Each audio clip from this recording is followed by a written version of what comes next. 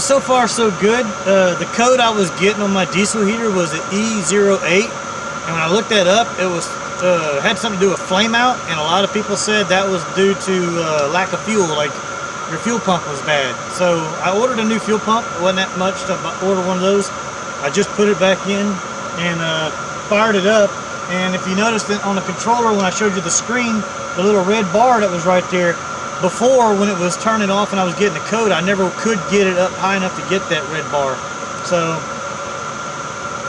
me seeing that red bar is a good sign right now. I'm just going to let it run for a little while and make sure it's not going to shut down and give me that code again, because it would run for about 15 to 20 minutes and then it would shut down and give me that. But like I said, I never would get that hot where I had that red bar on there.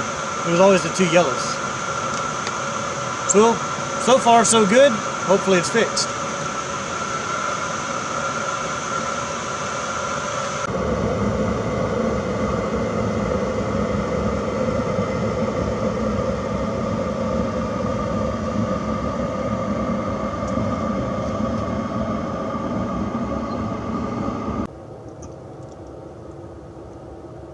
Alright, so I always say alright bandit, why do I say that?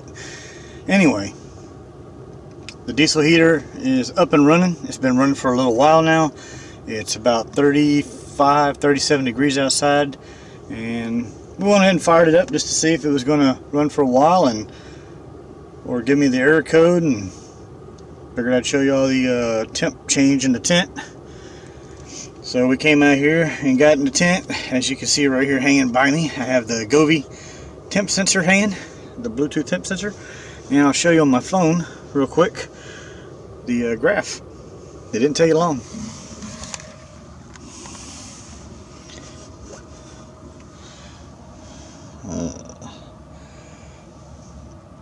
So it went from 33 to 68 in a very quick period of time. Probably about 30, maybe about 40 minutes. So, diesel heater is definitely the way to go.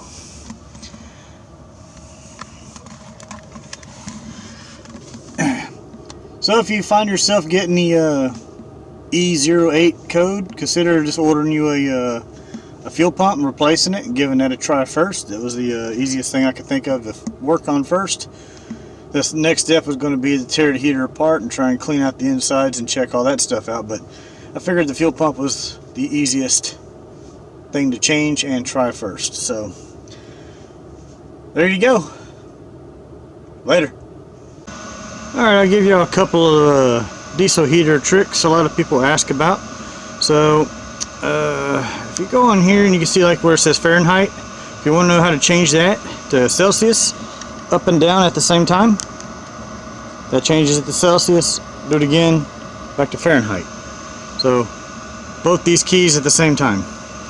Now if you want to do the priming of it, to prime it, you hit your settings button and your down arrow at the same time, and you'll get a little H on the screen, and when that pops up, you hit the up arrow and it'll start clicking away on the pump like you saw earlier. And once you let it go for about 30 seconds to a minute, you just hit the down arrow again and it shuts the prime off, and then you can hit the power button and start it up.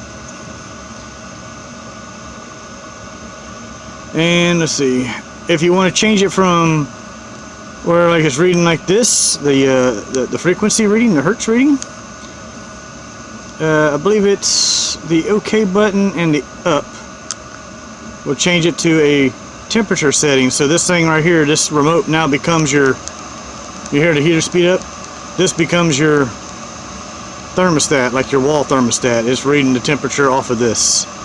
So we'll go ahead and put it back on the hertz so it'll slow back down.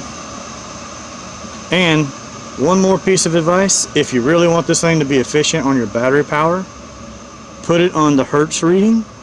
You hear how it slowed down? It'll stay at a low constant speed.